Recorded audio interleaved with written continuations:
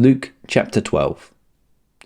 Meanwhile, when a crowd of many thousands had gathered so that they were trampling on one another, Jesus began to speak first to his disciples, saying, "Be on your guard against the yeast of the Pharisees, which is hypocrisy. There is nothing concealed that will not be disclosed, or hidden that will not be made known. What you have said in the dark will be heard in the daylight, and what you have whispered in the ear in the inner rooms will be proclaimed from the roofs. I tell you, my friends, do not be afraid of those who kill the body and after that can do no more. But I will show you whom you should fear. Fear him who, after your body has been killed, has authority to throw you into hell. Yes, I tell you, fear him. Are not 5 sparrows sold for 2 pennies? Yet not one of them is forgotten by God. Indeed, the very hairs on your head are all numbered. Don't be afraid, you are worth more than many sparrows. I tell you, whoever publicly acknowledges me before others, the Son of Man will also acknowledge before the angels of God. But whoever disowns me before others will be disowned before the angels of God. And everyone who speaks a word against the Son of Man will be forgiven, but anyone who blasphemes against the Holy Spirit will not be forgiven. When you are brought before synagogues, rulers, and authorities, do not worry about how you will defend yourselves or what you will say, for the Holy Spirit will teach you at that time what you should say." Someone in the crowd said to him, "Teacher, tell my brother to divide the inheritance with me." Jesus replied, "Man, who appointed me a judge or an arbiter between you?" Then he said to them, "Watch out. Be on your guard against all kinds of greed. Life does not consist in an abundance of possessions." He then told them this parable. The ground of a certain rich man yielded an abundant harvest. He thought to himself, "What shall I do? I have no place to store my crops." Then he said, "This is what I'll do. I will tear down my barns and build bigger ones. And there I will store my surplus grain, and I'll say to myself, 'You have plenty of grain laid up for many years. Take life easy, eat, drink, and be merry.' But God said to him, 'You fool, this very night your life will be demanded from you. Then who will get what you have prepared for yourself?' This is how it will be with whoever stores up things for themselves, but is not rich towards God."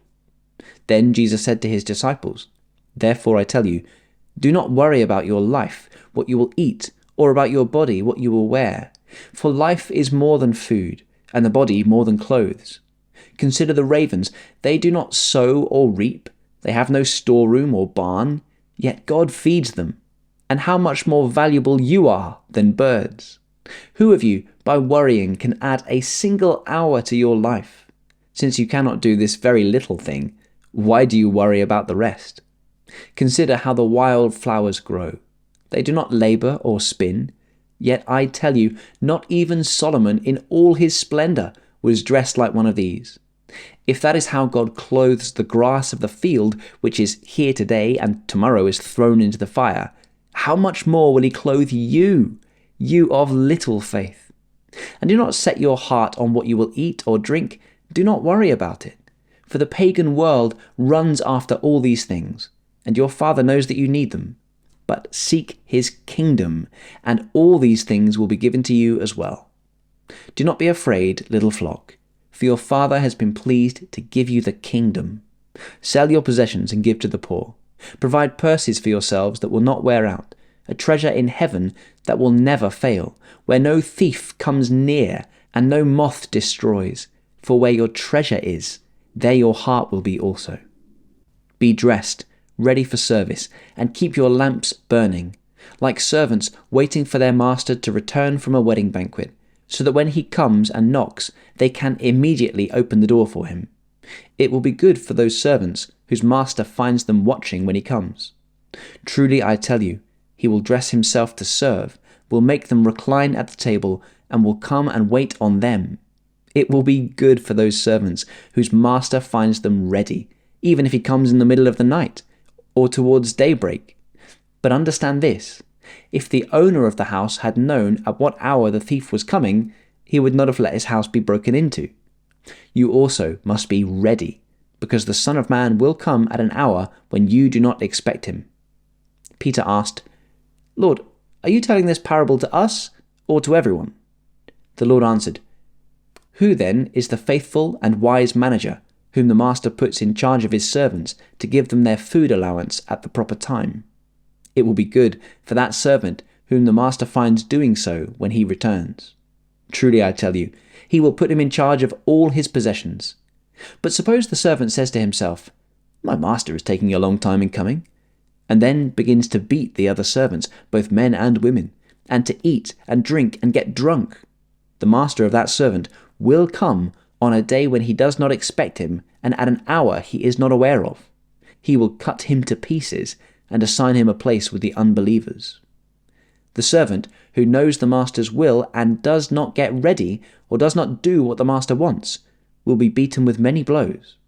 But the one who does not know and does things deserving punishment will be beaten with few blows. From everyone who has been given much, much will be demanded, and from the one who has been entrusted with much, much more will be asked. I have come to bring fire on the earth, and how I wish it were already kindled. But I have a baptism to undergo, and what constraint I am under until it is completed. Do you think I came to bring peace on earth? No, I tell you, but division. From now on there will be 5 in one family divided against each other, 3 against 2, and 2 against 3. They will be divided, father against son, and son against father, mother against daughter, and daughter against mother, mother-in-law against daughter-in-law, and daughter-in-law against mother-in-law."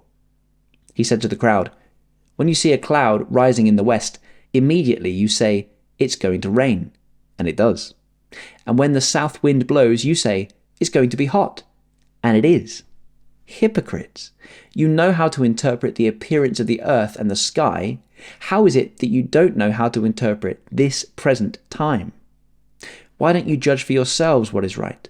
As you are going with your adversary to the magistrate, try hard to be reconciled on the way, or your adversary may drag you off to the judge, and the judge turn you over to the officer, and the officer throw you into prison. I tell you, you will not get out until you have paid the last penny.